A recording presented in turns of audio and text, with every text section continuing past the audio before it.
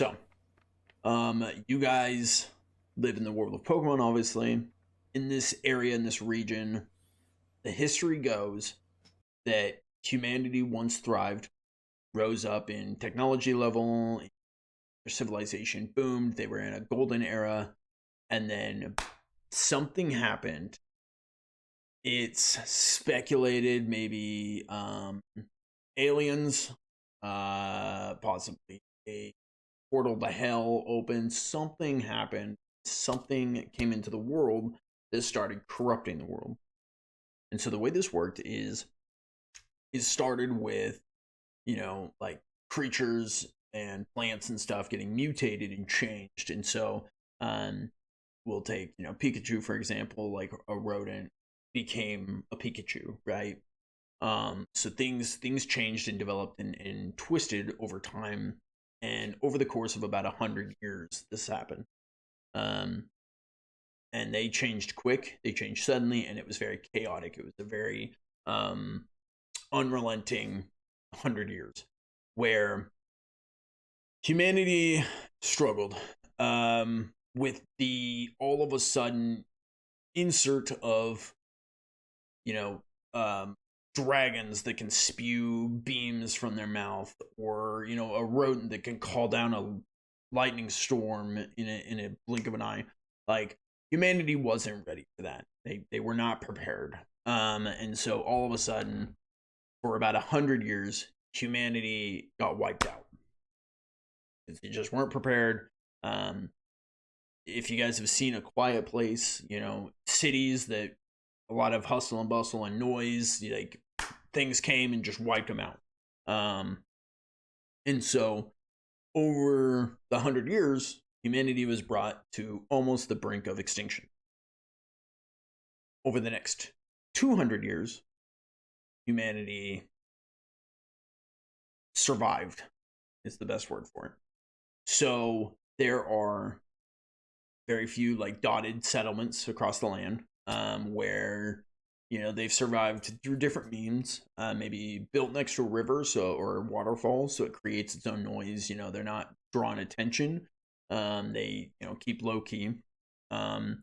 Possibly maybe they just have really strict rules like curfews, no bright lights at night, trying to keep anything dangerous from being interested in them, basically. There are a few cities that have walls built up, maybe machine gun turrets on the walls and stuff, something where they were actually able to protect, but they're also very rule oriented, to where you can't have Pokemon out in public or something, or you can't bring in wild Pokemon. I don't know, whatever it is. They've survived by their own measures, right? So the town that you guys find yourselves is called Pine Hollow, and Pine Hollow is one of those that survived by just being small, uninteresting, very low key. And so people know to kind of, you don't have to whisper or anything like that. It's not like that drastic, but they're in a relatively safe area. And they know, at night they're not like throwing up big bonfires and stuff like that, right? You stay smart.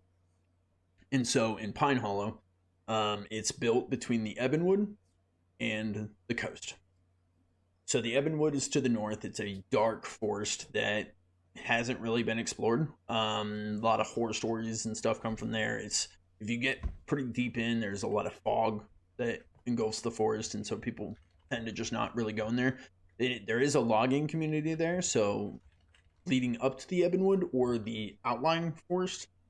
So to the north would be the Ebonwood, and then to the west would be more forest, but it's just forest. It's not called the Ebonwood because it's not that like dark, twisted trees. And then to the east would be the ocean, and then to the south is like spotted farm stuff, right? Right. So you guys are in Pine Hollow. Pine Hollow, again, very low key, very small, quaint, kind of cozy vibe, right? In this town, like I said, there's logging. A lot of people deal with the logging. There's a big shipping lane there, and by big, I mean big relatively. The Grayson family owns the shipping, so they have like own most of the ships there in the dock, and so they obviously are probably the wealthiest family in Pine Hollow. The dad we know works for he runs it, and then the mom actually was on the research team that developed arm rings. And arm rings are my equivalent to Pokeballs. There aren't Pokeballs in this world right now. There's arm rings. And the way the arm ring works is basically like a Bluetooth tracker. And remember, humanity used to be pretty technologically advanced, so they have some of this capability. So they came up with the arm rings. Arm rings basically go on your arm and connect to a collar that you can get on a Pokemon that you tame. And it gives you basic readings. So if you were, say, in an arena, and you're up on a platform, you would be able to, call to your Pokemon to be able to issue orders rather than being like, "Hey," and it's like, "I can't hear you." It gives you some basic readings where you can kind of tell what health it might be at, as far as like heartbeat, vital signs, stuff like that, right? It's basically very rudimentary but very advanced for this time technology to have your Pokemon. It also has a safety device where we will consider it almost like a shock collar, where you're working with it and taming it, right? It's the equivalent of like taming a dog. It's not like it's gonna kill them or hurts them. It's more of like get their attention kind of thing. And so that's the way I've worked with Pokemon. So these do not magically shrink them down into a miniature size. They don't magically transport them to a computer. None of that happens. So say you put one of these on a giant bear, I think it's called an Ursaring. That bear is still there. Like, he's still next to you.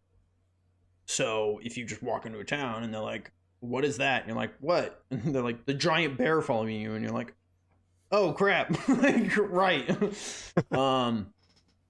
The other option is, say you capture a wild Pokemon. Let's say you capture a giant dragon. And you don't train it or tame it, but you just and you get a collar on it. That thing is still mad. So you got to be smart about how you tame things. That's obviously why dragons are considered very dangerous, right? Versus like a ferret or something. Mm-hmm. So one of the researchers who worked on the project that developed arm rings is married to Mr. Grayson, who lives in this town, right? So very well off, very well to do family. Their son, Asher, is one of your guys' schoolmates. Now, I don't know how, we haven't discussed how all of you guys know each other, how you all are friends yet, anything like that, but the town is very small, like I said. So the graduating class, and I use that loosely because it's not the equivalent of what we know as a graduating class. But the graduating class from this town is made up of a group of 7 schoolmates. And these range from the ages of, change the ages from the last time we talked, they range from the ages of 18 to 20. And I'll go through and tell you their ages, but you guys can look at yours. I believe, if I remember right, Jace will introduce you. You're 20? No, you're 19? 20. Yep. You're 20, and then Amelia is 19. Pretty sure. Yes. Okay. So the way this works is basically by generations. So this group is around the same age, and they don't have enough teachers to teach, like, there's maybe 2 20-year-olds. So if you were in a class at 7, you're 7 years old, there'd only be 2 of you in class. That's pointless, So they just group all of you into the same group, and you all just kind of came up together. Gotcha. Right? So that's the way this graduating class works. And now there's a group of 7 of you that have basically reached graduation point. Asher being one of them, Jason, Amelia being another 2.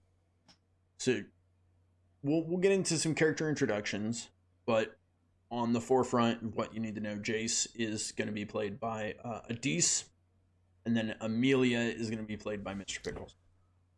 And then we'll get into introducing all the characters and really getting into that. So I think that's all the world covering stuff to get into it. Any questions before we dive in? None from me. Nope. I'm all good. Let's get Okay. into it. Sweet. So we're gonna start at a campsite. So we're going to take the camera. We oversee. Let me see how I want to introduce this. So you're overseeing the town of Pine Hollow.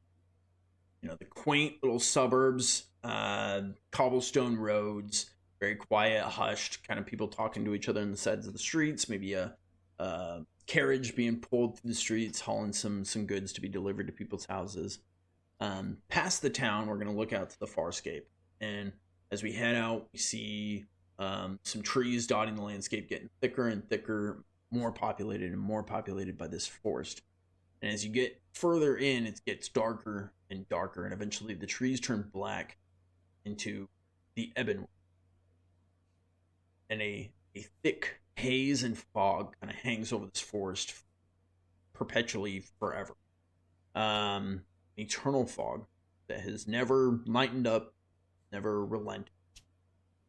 Right at the base of this, there is a small clearing. Right at the start of the Ebonwood there's a small clearing. And as we head up this path, this little dirt weaving trail through this forest, we head to there's a flower patch, you know, kind of some wildflowers off to the side of the trail. Very pretty, very blossoming, even though it is the heart of winter. Middle of winter, there's still these wildflowers that bloom in this grove here. As we head in, there's a small little campsite set up. It's very quaint, but very cozy. A couple of sleeping bags, a nice little fire started in the middle, some chairs set up. Past that, you see the tree line, and past that tree line, you can see the glow of what would be the pale oak. The pale oak being an ancient bone white tree that has always stood here and has had a small stone shrine built around the base of it.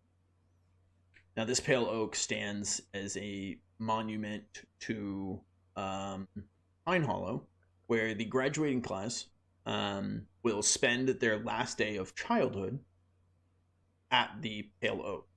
It's a ritual of sorts where basically a time of remembrance of your childhood days, planning for your future, you know, figuring out who you're going to be come the new day. But mostly it's a time of partying. Basically, the kids get to go out there and do whatever they want. And so, you know, the usual story of drugs and alcohol and all that usually partakes at the Pale Oak. But it's supposed to be a very nice ritual. And so that is where we find ourselves tonight. The last night of the year, this group of 7 have come out here, set up a small camp, and are getting comfortable. A girl by the name of Jewel, you guys will see her. She has white long hair, wears scant clothing, all very black, emo, kind of punk vibes, covered in tattoos. She is wrapping up a war story. And she says, and that is when the ghosts say, "You shall never leave." And you hear a stick break as a man you know as Tal, a large, strong, the pinnacle poster boy of league championship battling, steps up behind Asher Grayson, the blonde pretty boy, grabbing him by the shoulders, and he lets out, "Oh, God damn! Tal, what the hell?" You hear a chuckle, and then quickly catching herself is Caitlin Moore, the teacher's pet book smart girl, is doodling in her journal and looks up and goes, "You guys are going to get us in trouble. Don't you have any kind of maturity left in you as we move into being adults?" And at that, you hear her younger brother, Caden Moore, a very punk rocker almost type vibe with his blue spiked hair, take a deep drag and go, "Take a hit of this, Katie. It'll help you mellow out," as he passes her a homemade joint that he's finished rolling. What is Jace doing? Jace uh, like slaps the like knocks his hand away. Like she doesn't want that dude. Okay. What is Amelia doing? Amelia was enthralled with the story, and kind of leans back and looks over at the pale oak and then says to the group, mostly Jewel, I guess, you don't think that that could be a ghost or have a ghost in it, do you? Anything's possible. I would suffice to say, probably. You want to go sleep under it tonight? That doesn't seem like a good idea if there's a ghost inside of it. And there's that shrine and everything. Do you know why there's a shrine? Some say the shrine was built because it's a portal, and we're supposed to keep everything in the portal. But I think we're in the prison, and it's built to keep us here, safe from whatever's on that side, or to keep them safe from us. Jace is gonna chuckle. Amelia would narrow her eyes, and if I can use my intuition at all, she's stoned. She looks like she's partaken. Okay, well, I'm just gonna narrow my eyes. You didn't see it, but you. How much? Ooh, let's see. How much would you know? I would like a medicine roll, Mr. Pickles, from Amelia. First roll. First roll of the game to figure out if Jewel is high. And I'm a novice at this medicine knowledge. Okay. Roll. Yeah, you do. 13. So a medicine check, you got a 13. You are 100% certain that she is slightly intoxicated with something. That doesn't... Definitely feels more like drugs than alcohol. Well then. I guess, you're to be completely trusted about these portals. I don't think I'm going to risk it with that kind of information. Do it yourself. Any idea why there's wildflowers here, though? Wasn't it snowing or wintry? Are you asking me or your character? Amelia is asking Jewel. Okay. Yes, it is definitely still snowing, but Jewel will respond. She'll be like, wildflowers always grow out here. Not really sure why. I think someone's tending to them. Maybe doing something special to the ground, but I don't really know much about it. I'll turn to Katie. Don't you know a lot about this kind of stuff? What? Aren't you good at... Know about what? Oh, yeah, you weren't part of the conversation. Wildflowers, why are they growing in the winter? Or blooming in the winter? Plants? No. I wouldn't know. Isn't that your thing? Well, I don't have the answer. Jace, he likes hanging out with trees and stuff. Jace, what do you know about these flowers? Oh, sorry, you weren't part of the conversation. Jace, I was asking about the flowers. As you turn, you see, I don't know how Jace is interacting with this, but you see Asher has pulled out and had some of his flask and he's tossed it to Tal, who's had some of his, and Tal is currently handing it, trying to offer some to Jace as you interact with him. Jace will take a little swig, and hand it back to Tal. Thank you. Of course, man. Guys, it's called camping, and yeah, I have been around here. Do I know what's been going on and why these would be blooming right now? Can I make a roll for it? Let's absolutely make a roll for it. To figure this out, let's go with a survival roll. I think that's going to be the best case for them. Okay. Standard across. Yes. Yeah. and 11. So from what you know, this grove somehow seems protected by the tree coverage, and it has something to do with the pale oak. Its branches seem to extend this way, almost creating a like coverage over this area. Why it's different than any other tree's coverage, we're not sure.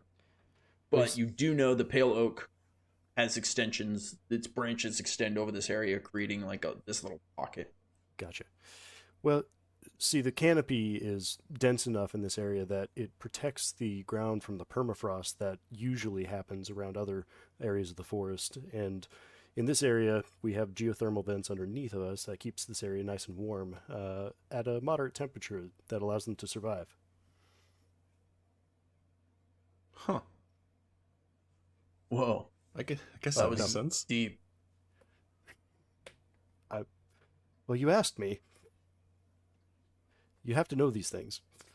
Okay, well then what's your take on the pale oak? Do you think it's a ghost? No. I think it's. I think that it's something that has been created in our minds as a point to deter those who don't have the determination to move past it. The pale oak protects us here, but like Caleb, we need to go beyond it. Beyond it. Kitten takes another hit and goes, sounds like you need this more than her. And that's saying something. He just like waves him off. Not out here. It's at this point that Tao will step up and he'll kind of, he's sitting on a log. Asher's laying on the log, kind of blowing a leaf in the air. Tao will hop off the log and go, all right, it's time. Truth or dare? Who's going first? And you see Jewel will sit up and she'll be like, oh, hell yeah. She'll jump in. She'll be like, I'm going first. Who am I going to ask? And the way you guys have played before, or have you, actually? Your characters, have you guys partaken in their games before? I would say no for Um, Amelia. No, for Amelia. I'd say Jace is observed, but probably not like he sometimes gets like pulled in on the side, but not usually directly like joins in. So, Jace, what you know is the way it usually works is one person will ask someone, and then it's that person's turn. Then they ask someone, and then that's that person's turn. And it'll go around, and you usually don't go back because you want everyone to have a chance. So it usually goes around, and each person gets a chance to kind of play whatever the game is. Mm-hmm. In this case, being Truth or Dare. So, Jewel will ask, let's see, who's been most intriguing to her. We're going to ask Asher. So Jewel's going to look at Asher and be like, okay, pretty boy. Truth or dare? Asher kind of blow in the air or the leaf into the air will stop and be like, well, I don't trust you, so truth. Okay, fine. If you died and you had to come back as a Pokemon, which one would you want to come back as?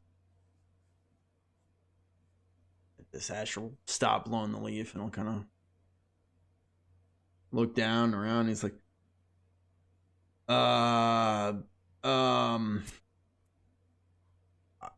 maybe. Isn't there's a Meowth? That's one of them, right? It's like a Jace, you know this shit. Meowth, that's a cat like Pokemon? Yeah, I think so. Yeah, I remember seeing something about that in one of our books. I think so. Probably is that, hopefully get, the comfort of home, get to hoard all my little goodies, maybe live a little safe adventure. She's like, well, that's boring, but fine. Okay, your turn. I'll be like, all right. Well, Jace, you help me out. How about you? Truth or dare? I'll go truth. Truth? Okay, man. Let's see. You're big on this. If you could accomplish something great in your life, just one thing, what would you hope it would be? Well, it's been my dream ever since Caleb left to stand with him on the front as a part of the expeditionary force. Join the hunters out there and keep the boundaries of our civilization safe. Yeah. Yeah, that's kind of all you ever talk about. I should have known that. Why? Yeah, that makes sense. All right, man. All right. Your turn then. Okay.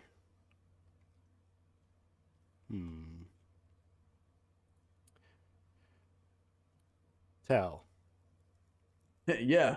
truth or dare? All right. Screw it. Dare. I dare you to show us a move that you've now learned with your Pokemon. Oh, hell yeah. Joel's gonna speak up and she'll be like, and he has to use it on you. To Tal. Tal goes, okay. Okay, all right. Well, Valor, looking down, you see, all of you are already aware, a Riolu, a somewhat bipedal type dog Pokemon. Really, from what you've experienced with Tal's interaction with him, really likes fighting. They spar. They go to the gym a lot. He looks down. And he goes, "Well, Valor, let's show him what we got. Yeah, go easy." Critical miss. Oh god. Okay. Okay. He's like, all right, Valor, show him what you got. He's gonna kind of tense up and be like ready to get hit in the stomach. And the Riolu named Valor kind of stands up, gets itself up, and goes, and dives at him and misses. It's a mixture between Tal kind of flinches to the side, and the creature is young and doesn't look like it's very experienced, and so just dives, misjudges, and misses, almost landing at his feet. And he's like, huh! Oh, guys, this usually doesn't happen. Performance issues. Hey, listen, he's learning. All right, Valor, it was a great effort. Maybe when we're sober. So, my turn. Is your Pokemon drunk? I don't need to hear anything from you, Amelia. All right, you don't even know how to raise Pokemon, probably, or do you? My family has been taking care of every medical need in this community. Why are we out here playing these games when we're here by the Pale Oak? There's so much to be understood, to be learned. Is this night of remembrance going to be us goofing off and getting drunk and smoking